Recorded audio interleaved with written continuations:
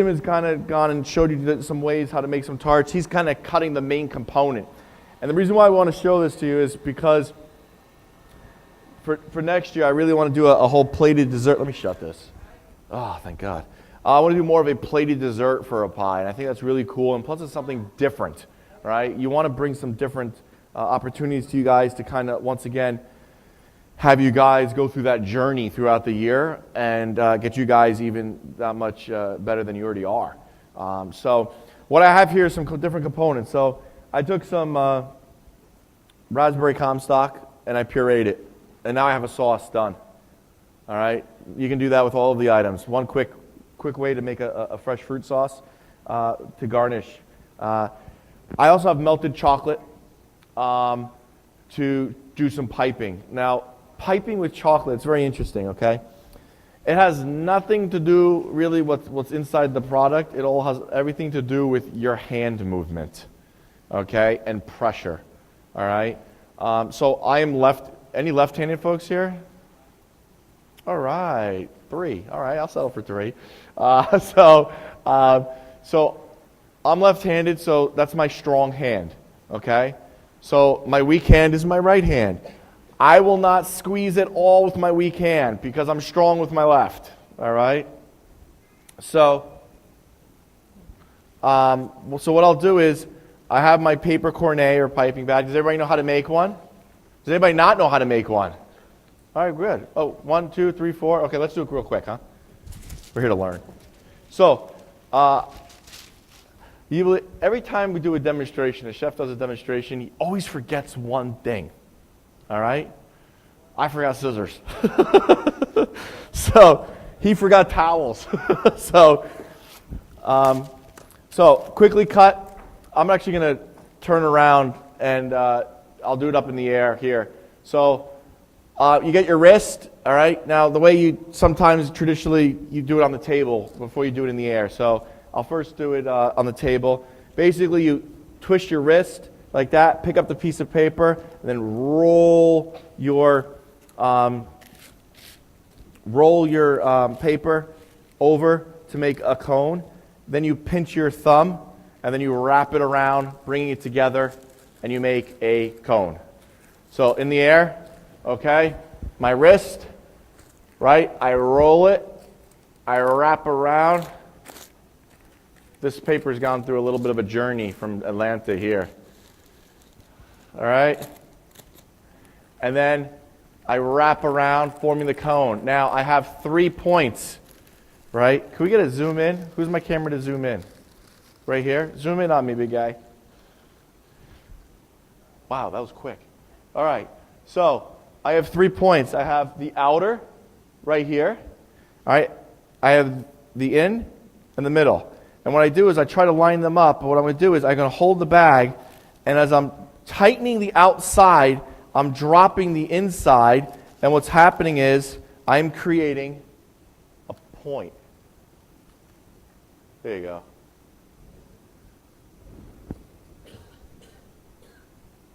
Now you see how sharp that point is? All right? You should be able to pour water in this and no water come out. Okay?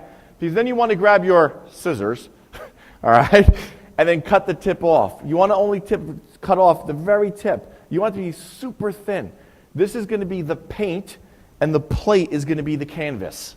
Okay? Your chocolate is going to be the paint and the medium.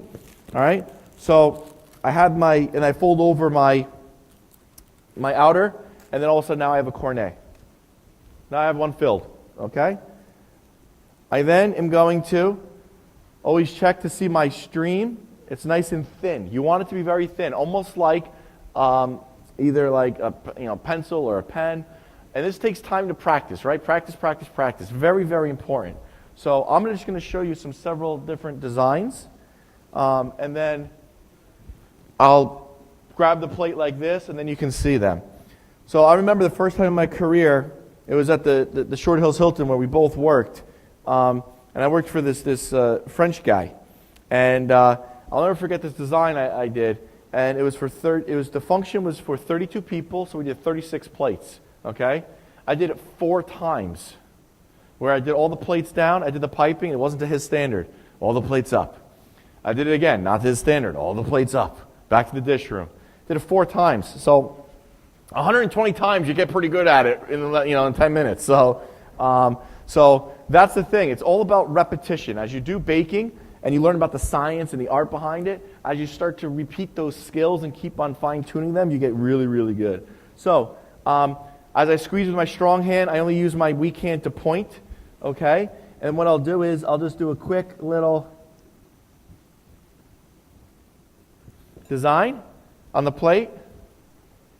All right? And now what you can do is we can fill this with some sauce. Now, I just did liquid chocolate. Is it moving? It's not moving at all because that's how thin it is, okay? That hot chocolate just hit to that cold plate and it seized up and now it's created a cavity for me to place some sauces. All right?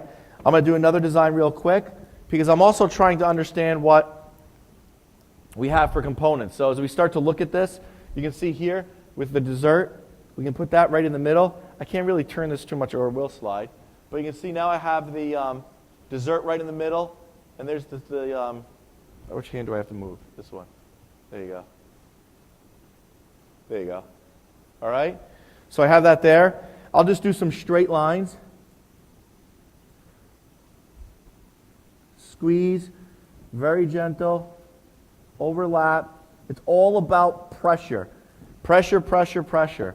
The thinner the piping is, the more delicate the chocolate line looks, and that's what you want to be. Remember, it's the painting on the canvas, okay? You want it to be very delicate. You do not want it to be a thick line. And then this I do a lot. This is like totally like 90s. I still love doing this piping. It never gets old for me, but I just do these little, too bad we don't have that aerial, but I'll just show you real quick. So I do this design a lot on this no scissors thing is really aggravating me.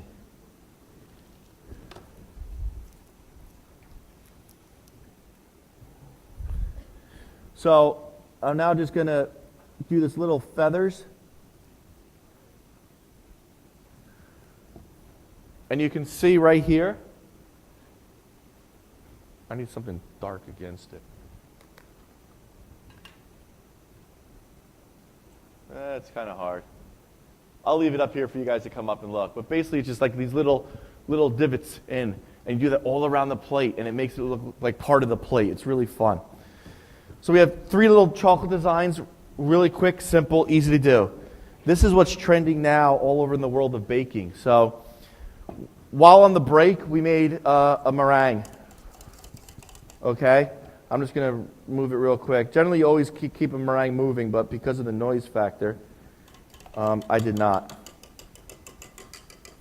So, I'm going to get a pastry bag.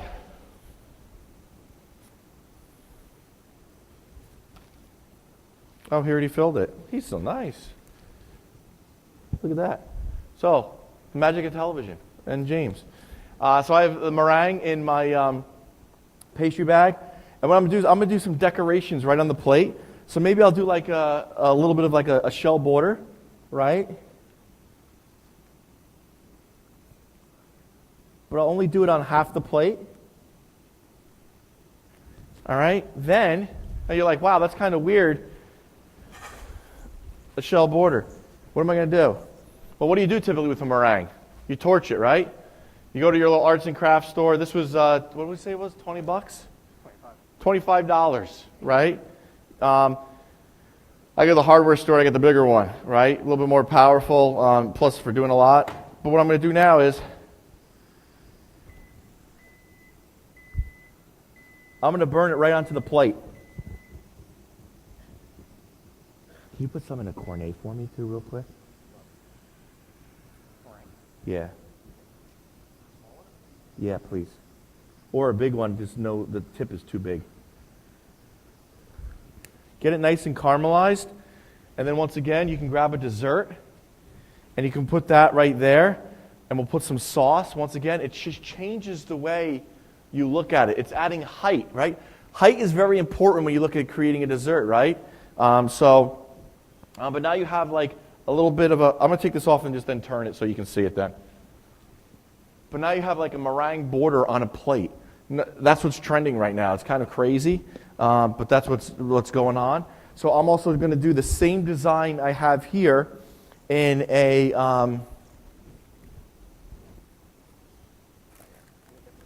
I'm going to get the same design that I have in the chocolate. I'm going to place some meringue, all right, in my paper cone. I do not like that brand of parchment paper. Just letting you know.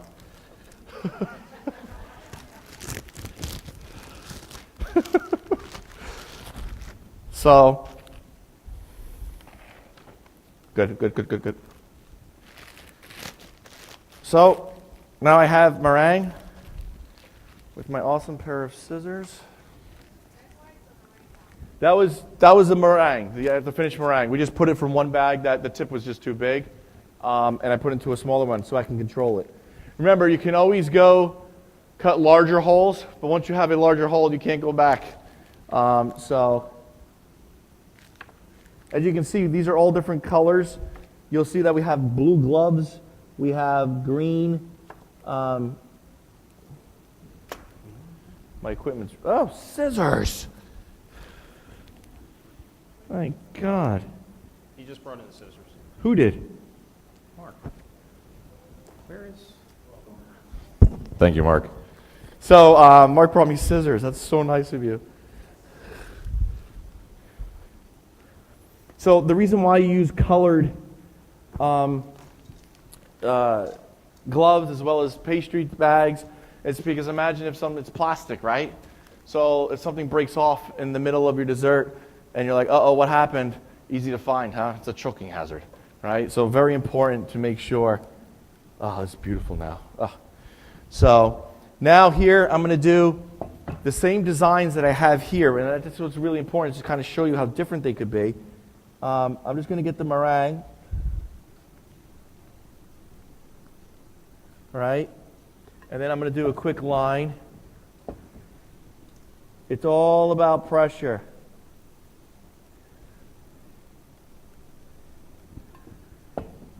All right? If you go too quick like I did, it kind of bevels it up a little bit and kind of makes it whirly. But I'm going to do this too. Oh, this would be nice like this. And now I get my torch. And it's just something different, right? I think they got the child lock on it again. There you go.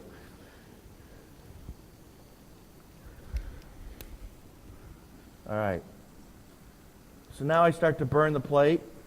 Now I know sometimes you look at desserts, it's got to be cold plates, right? And not we're warming it, but it's just a different technique. Okay, just to kind of have some fun with this. And then what I'll do is after I torch it here, I'll torch this guy right here.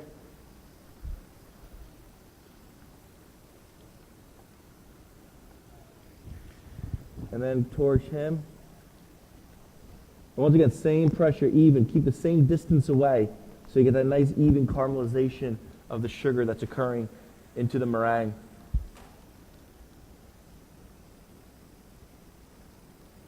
And so working with the meringue, so I did a 2-to-1 ratio. All right, 2-to-1 ratio of sugar to egg whites. I heated it on the water bath, and I was making a Swiss meringue. So generally you heat over the water bath, 140, 170. It's ready technically at 140. I always like to cook it higher to 170. Really make sure it's almost cooking it. And then I whip it till cool. And then you can see here, just another little way. I don't know which, that one, sorry. And another design. And then what I can do here is I can get my fruit. What's that for? Garnishes. Oh, excellent. I have chocolate dark too. I'm going to get a spoon real quick. And I'm going to place my sauce.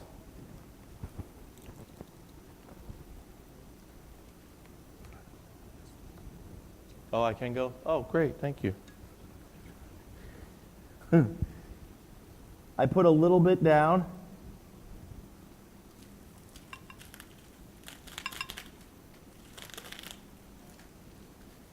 And then even though it's a delicate line, it still traps the sauce in the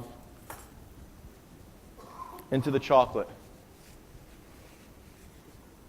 Oh, it's not hooked up yet. Oh. This camera's like getting me confused. So you can see, boom. So the sauce is a flavored accompaniment, right? Don't go too crazy. We talked about keeping everything balanced, right? So you want to have some fun with it. So I also have some, where's the jackpot? Let me grab a larger spatula so I can pick it up. get a nice shot of this for you guys to see.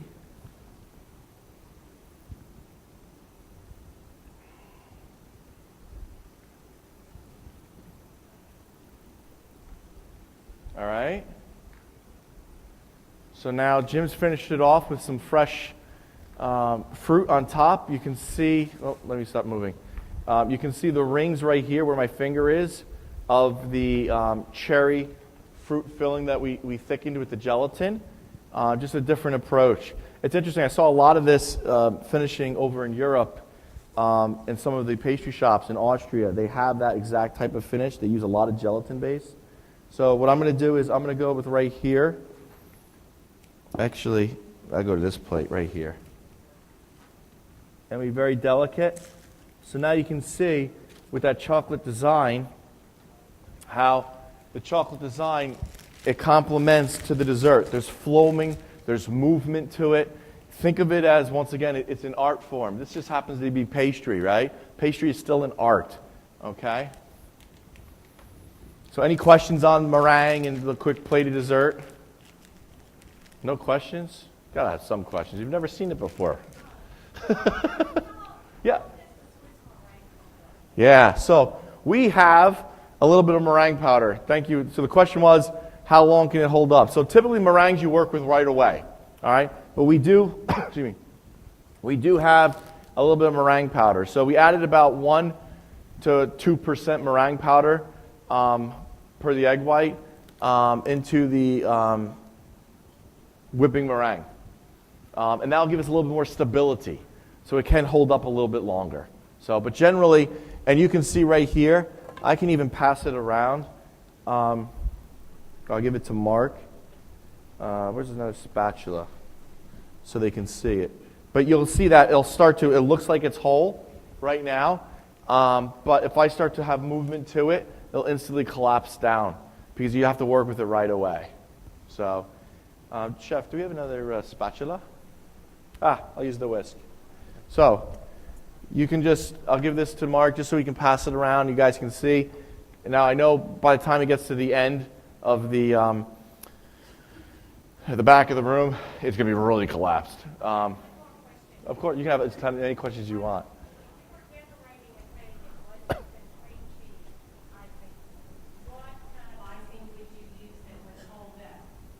Instead of a, I didn't hear the first part because. Cream cheese. If you wasn't using a cream cheese icing on a cake, what kind of icing would you use? On a cake? Buttercream. Buttercream. So I'd make an Italian meringue buttercream. So an Italian meringue, yeah. So everyone familiar with an Italian meringue buttercream? Yep? No? All right, so I made a Swiss meringue. So there's 3 types of meringues, okay? There's a common or a French, which is where you whip up just the egg whites that are room temperature with the sugar, whip it up. It's probably the most unstable of the 3 meringues. A Swiss meringue is now I'm heating it up, right? So as I'm heating it up and cooking it more to a higher degree, right, I'm giving more stability to it. So here I made the Swiss meringue. I did a 2-to-1, which is referred to as like a hard meringue. And I cooked it. Like I said, I cooked it to, or heated it to 170 degrees. And then I whipped it. So I added the sugar and the egg whites together. Warmed it on the water bath, 170, and then I whip until cool.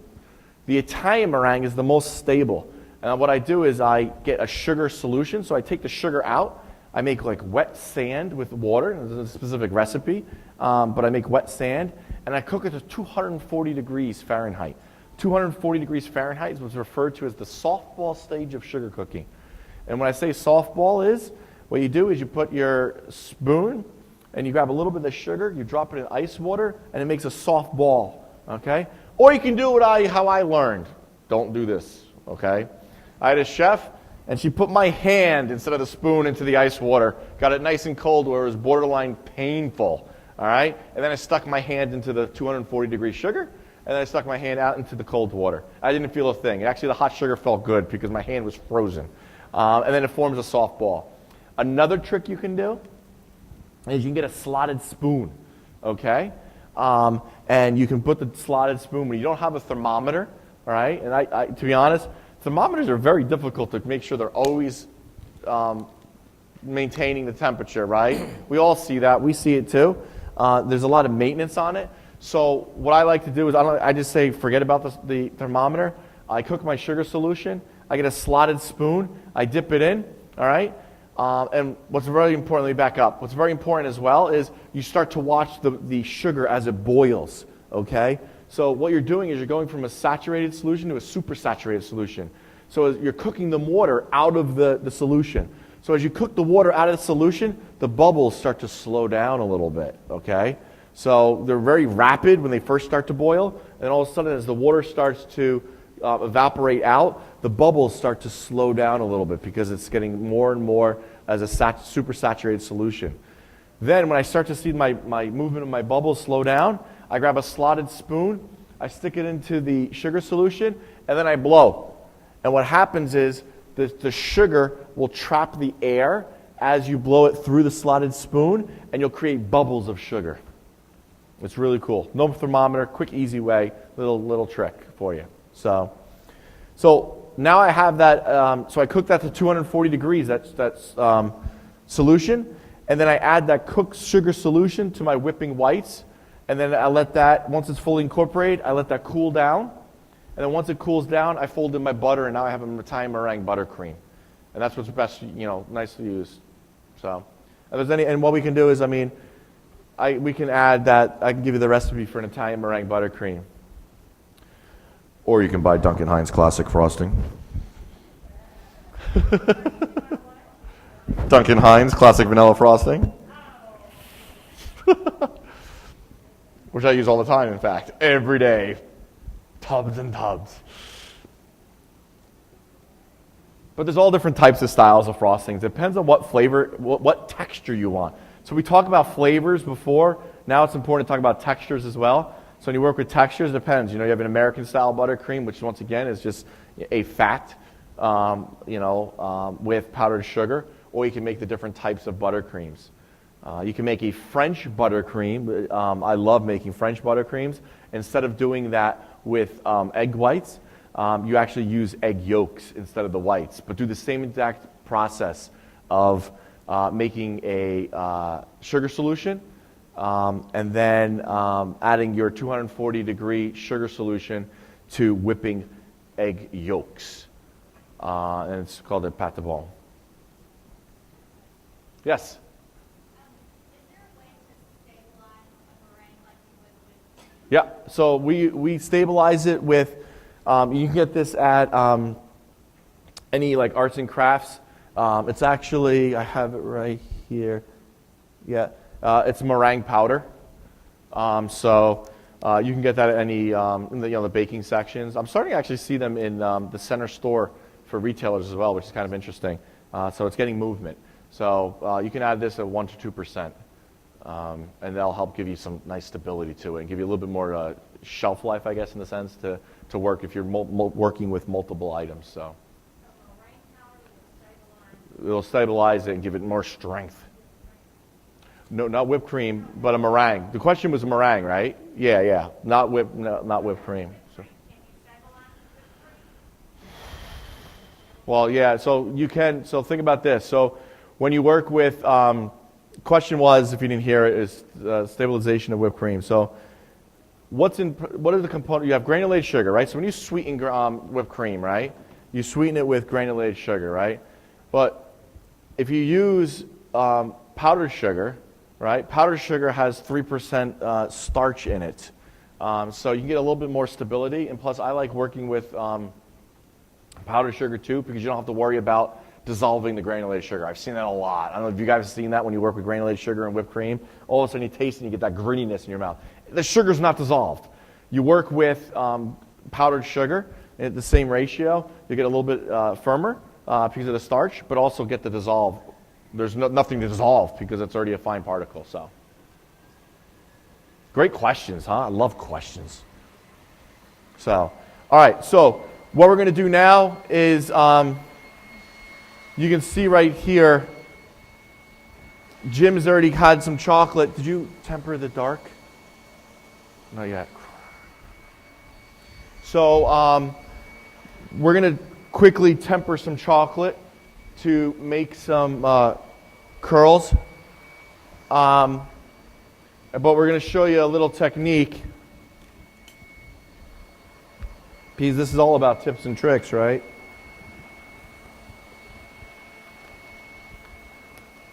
So you want to do this part of it, and then I'll go into, yeah? Oh, okay.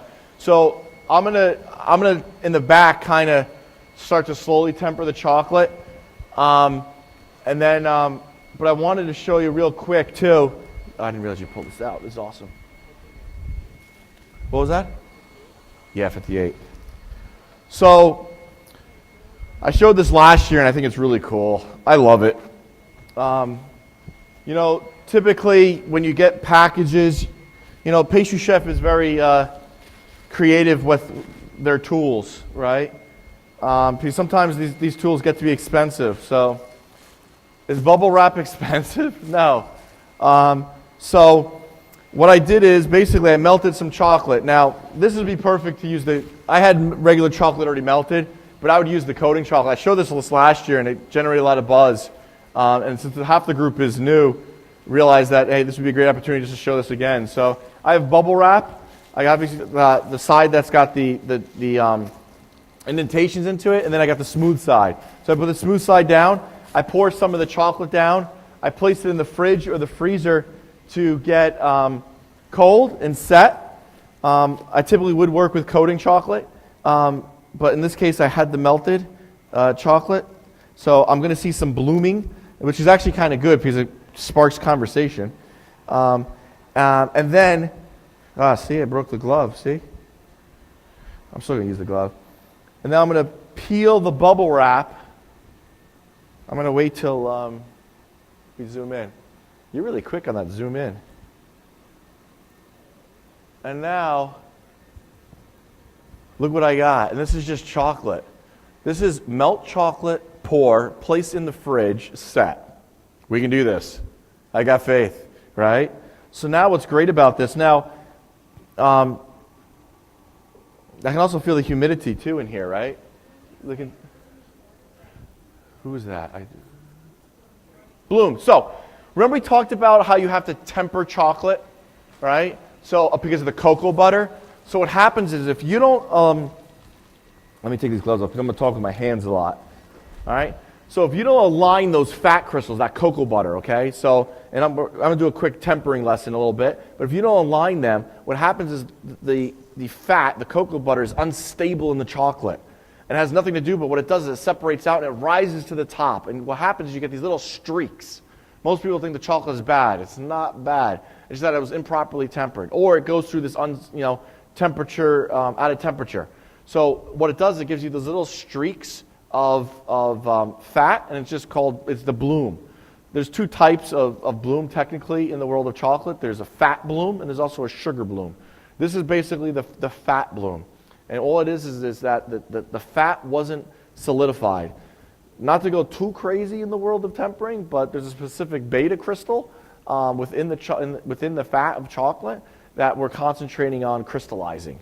And we're just making it sure that it gives it a nice snap and some shine. So when you open up a candy bar, okay, and you see that it's a little gray on top and it's got these lines, all it means is during the shipping of the product, the chocolate kind of remelted a little bit. It warmed up the fat that's in the chocolate, brought it out of temper. All right, generally for dark chocolate, tempered is 86 to 89 degrees Fahrenheit to have it tempered. So if you go above that degree, all of a sudden the fat in the chocolate kind of goes unstable a little bit, out of control. It's got nowhere to go. It rises to the top, the fat. And what's great about this is since I didn't... Yeah. So since I didn't temper this, and I just wanted to show you the cool trick of bubble wrap, I'm going to leave this sit here. I guarantee you, once it comes to temperature, by the time this demo is over, you're going to see streaks of the fat bloom, which is great, right? It's always good when you... I'm not saying I did this quick, but it's also a good lesson to show you guys, to see, because one of the most important things, like I said earlier, is learning, right? So I'm going to have this right here, and you can actually start to see it in a little bit. The chocolate, the fat crystals, and I can see it now starting to happen. So once this is over, you can come on up here and take a look at it, but the chocolate will be soft. Now, when you tasted that chocolate, remember it had a nice snap to it? That chocolate had snap because it was properly tempered. This is the same chocolate. You bite into it, it's going to be soft because the crystal's not aligned. So...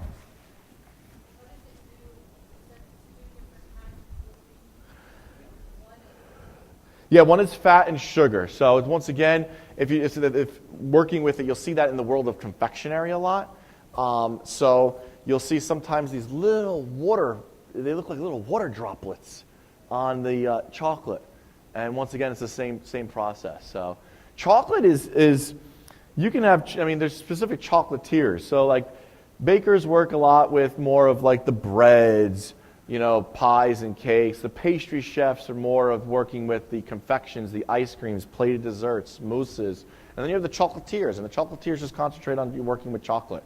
And then you have, you know, over in Europe, you have, you know, the confiseur, which is the candy guy, right? The candy, you know, working with sugars and different items like that. So chocolate's a fun medium to play with. But once you learn how to temper chocolate, that's the key thing about working with chocolate. Forget about anything else. The key technique is learning how to temper with chocolate. Once you temper with chocolate, then the sky's the limit. I mean, it's endless. You can grab chocolate, and I can look at all the things right here and say, okay, what can I do? Endless, you know.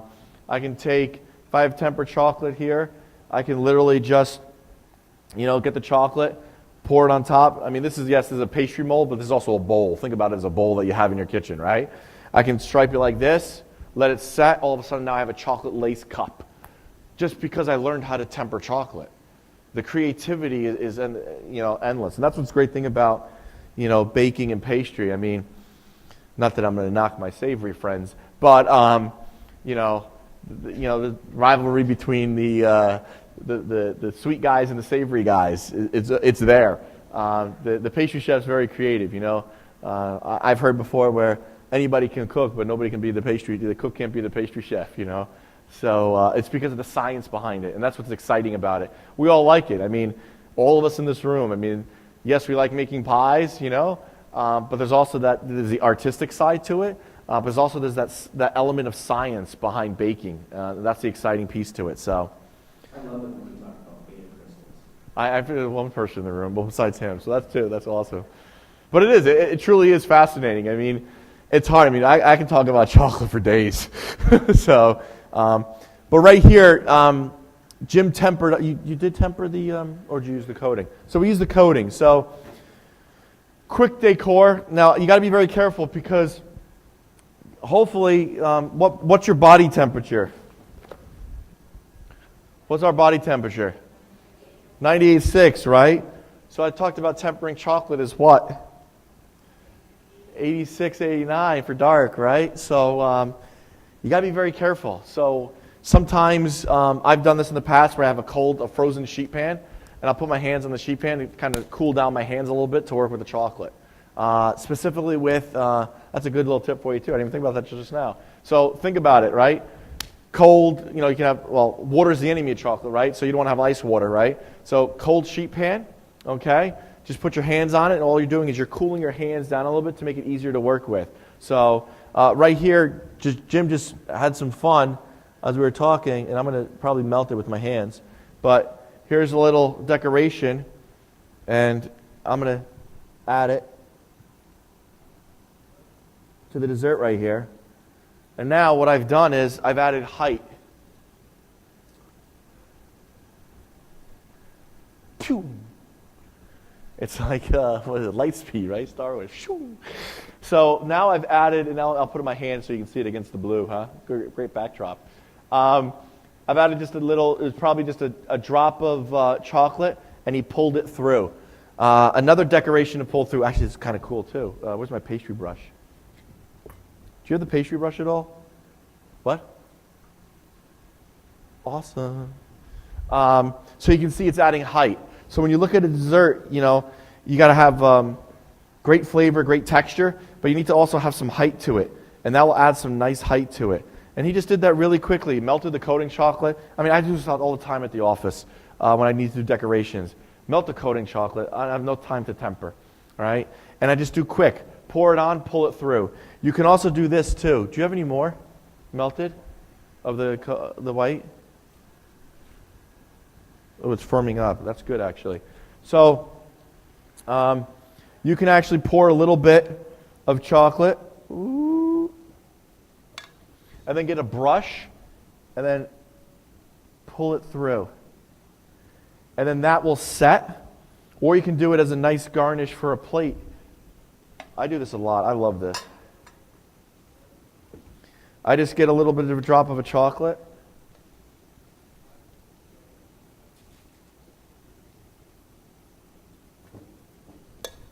Actually, you know, let me get some dark too. Make a little bit of a... Let's do 2.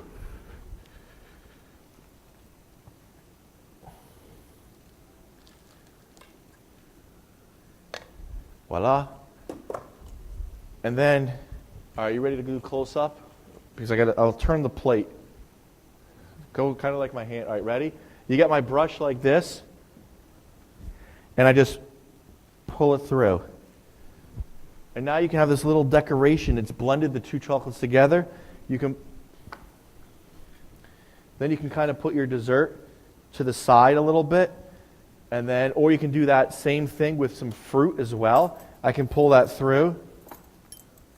So you don't need all these crazy tools. It's fun to have, but you can still have the opportunity just to be creative with just a simple brush for like you do egg wash. So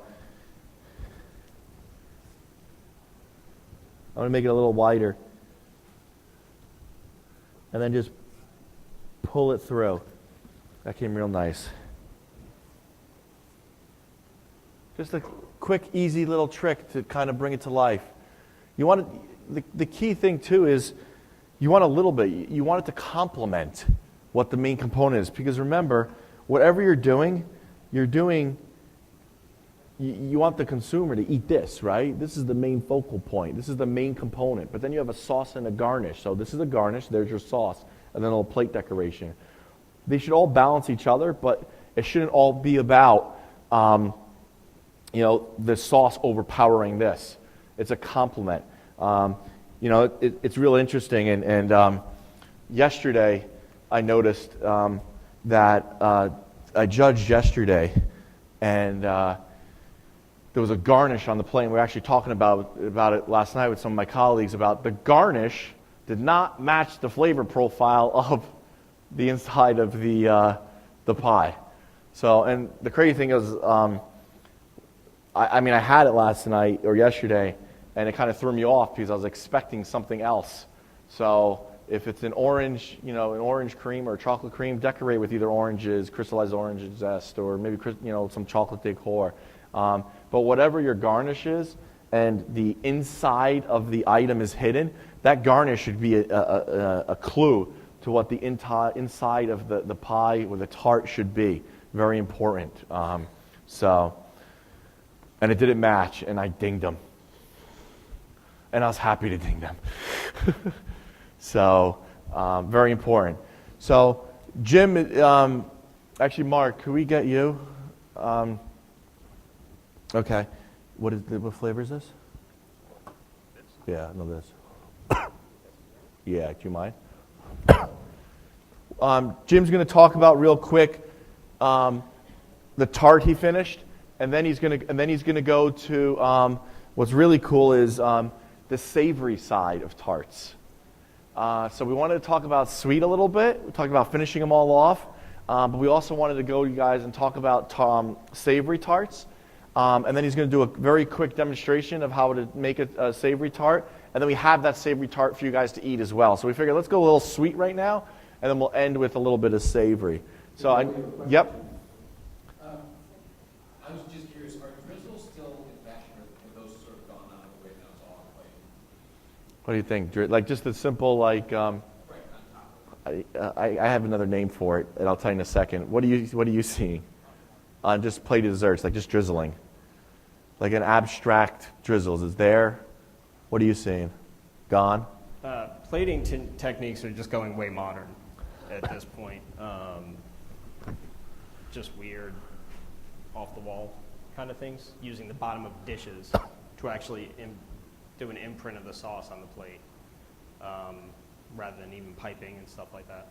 So modern techniques, or the way things are developing, is things are becoming very abstract. But drizzling, I would say, is going out. So. You know what I call it? It's very negative. But, oh well. I call it sloppy sauce. Because you're like, just putting it on the plate, sloppy. But in the 90s, that's what it was. I mean, like, yeah. I remember doing it all the time. And that's what the chef had said. He goes, I go, what's the technique, chef? He goes, this is sloppy sauce. So, but there's a great, what's this? We just talked about it. What's it called, chefs? Like even the one I put into Facebook the other night that you showed me about. Chef Steps. Chef Steps on Facebook. Check that out. Chef Steps. I just learned about it the other day. I'm like, I can't stop looking at it. It's a great site.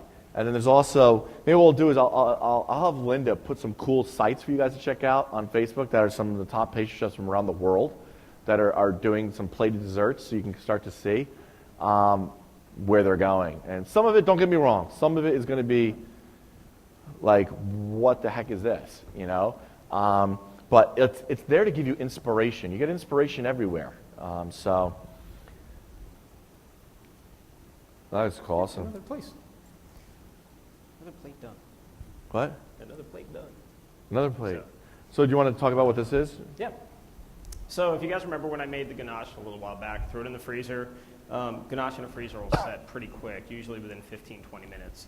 So Where's your have that savory? mold Where's your over there in the corner? I'm going to throw them in the oven real quick. Yeah. Let me shut this so the chefs don't yell at me in the kitchen. Here. Good idea.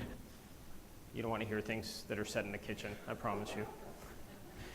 So again, this was this mold, the 2-layer mold. So if you can look at it, and it's still a little cloudy because it's frozen, but it's actually just blueberries in a gel, a sweetened gel, and then, where am I at? There. And then we have the raspberry layer, and then the chocolate ganache, and then the tart shell on the bottom. So, and we can build completely inside the pans. So I did the blueberries in the gel, let that set up, then made the mousse, and let that set up, and then just freeze it and pop it out. So quick, easy, and done. So that's a nice thing. It's just convenience. It's nice to be able to do things where you don't have to sit there and punch something out with a ring cutter and things like that. So I'm going to grab this, and I got to run and grab some tart shells really quick.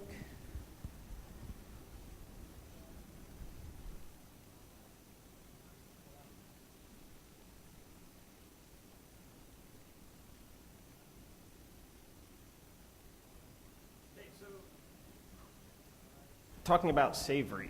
So I think, again, you enter a world of endless possibilities. What's the most popular savory tart that there is? Yes. You win a prize. Make sure you see me. That was quiche, right? Sure. Pick one. So, and again, just remember that there's 2 that are coating, so they're not for eating or baking with. So quiche is obviously very popular, and now it's become to the point that we make one at work it's caprese, so it's actually mozzarella, basil, and tomato. So things have gone crazy. And the more and more things that come around, the more and more experimenting that there is. So what are those things? Have you ever heard of ramps? Ramps?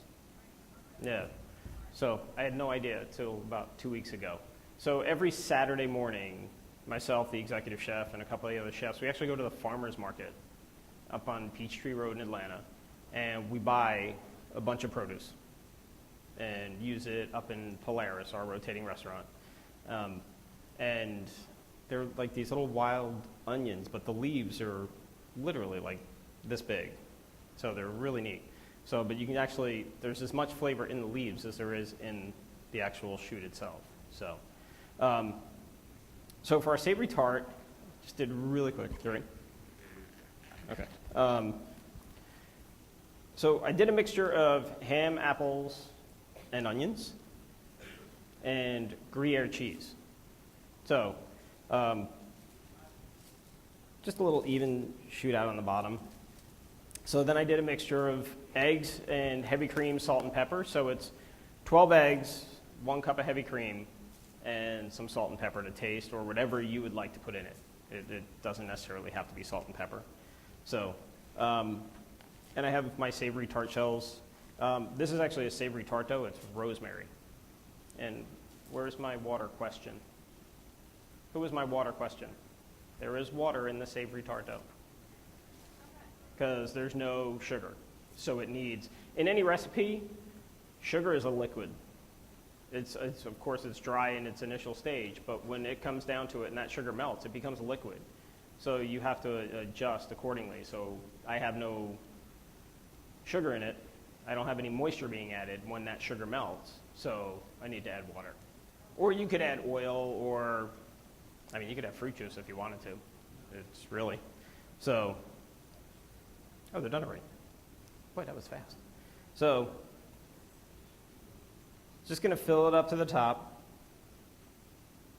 So, and then bake them at, I actually did them at 400 because you don't want to let the egg soak into the dough. So the faster that dough gets to cook, the better off. So, any questions?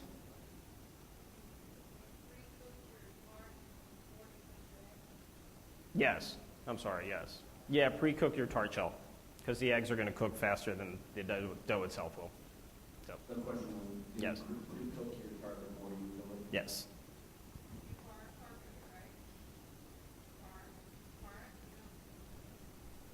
I usually go like 90, I usually go like 90, 95%.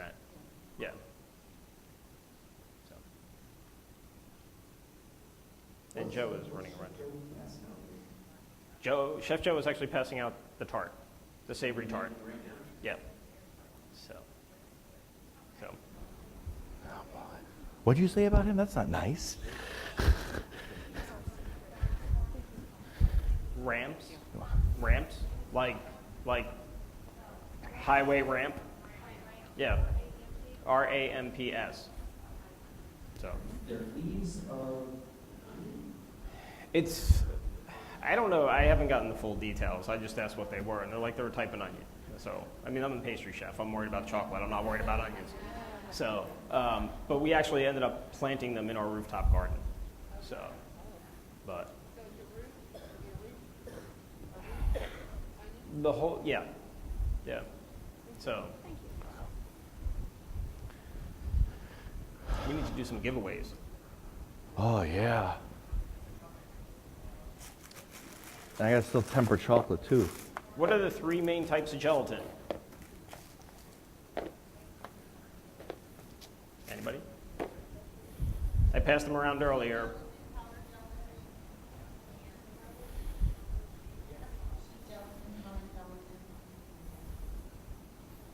Regular granulated No, gelatin. thank you. Yeah, just Knox gelatin, right granulated. Okay. That's 1 prize. Yeah, we did all that up until 1 in the morning. Late night. That's this tart. It's the Gruyere and ham, apple, and onion. And no, that one doesn't. Okay, No. you go. Is the driver allowed to have some? And then the Would you like some? eggs. Okay. I just want to make sure. I got you guys. Would you like some? in there, gorgonzola. Where is? You like one? No? Daryl, you want one? You're working so hard. Yeah. Oh, I didn't get Mark. Oh, Jesus. Only made 50. So, any other questions? What do you think of the moose, too, huh? Yeah, how was the moose? Good. So that was that 58% chocolate. So, Any questions? I know we kind of like showed you guys like way a lot of things. I think it was easier this way versus doing just tips and tricks first, and then all of a sudden, then like, here's a tart, you know? So we probably went through a lot of stuff. We are obviously around to answer any and all questions. I'm going to quickly do a to the side because we have to start cleaning up for the next one. But I am to the side going to melt some chocolate real quick and do a quick loose temper and then just do some curls. But any questions? Did you learn something? Yeah? Next year, huh? Savory. Plated desserts. Very important. Right? Think of movement. You know, great books that, you know, pastry chefs look a lot into architecture. Look into like, what do you call it? What's one of the websites? cmpatisserie.com is, it's cmpatisserie.com. That's where the World Cup of Pastry, a competition that happens every 2 years in Lyon, France. And you'll see a lot of showpieces. So you'll understand what we talk about when we say movement, okay? And just look at architecture books as well. They help as well as you start to look at how things are built. And that's about it. And then, World Chocolate Masters. what? World Chocolate Oh, Masters. World Chocolate Masters is another item you can look at through Google. I don't think is it worldchocolamasters.com? Yeah. Oh, worldchocolamasters.com. Take a look at that as well. Let's see. Another website I like to go to is pastrychef.com. That's where I buy a lot of my ingredients. And then soon to come is our dear friends over at Sauce de Marley with their line for the consumer. Isn't that right, Brandon? We can hold him totally accountable. Totally accountable. And we know his boss. Yeah, we're friends, Really we're friends with his boss, so we will totally hold him accountable for everything. But hopefully you had some fun today, and you know, we definitely love doing this. And as you can see, we kind of brought a lot of things to you guys because as we started talking about it, you know, we just wanted to share as much as we possibly can with you. I think all the questions you guys asked today were great. Definitely different than last year, which is great because then it kind of shows how we're thinking differently. And that's really I'm happy to hear that and see that.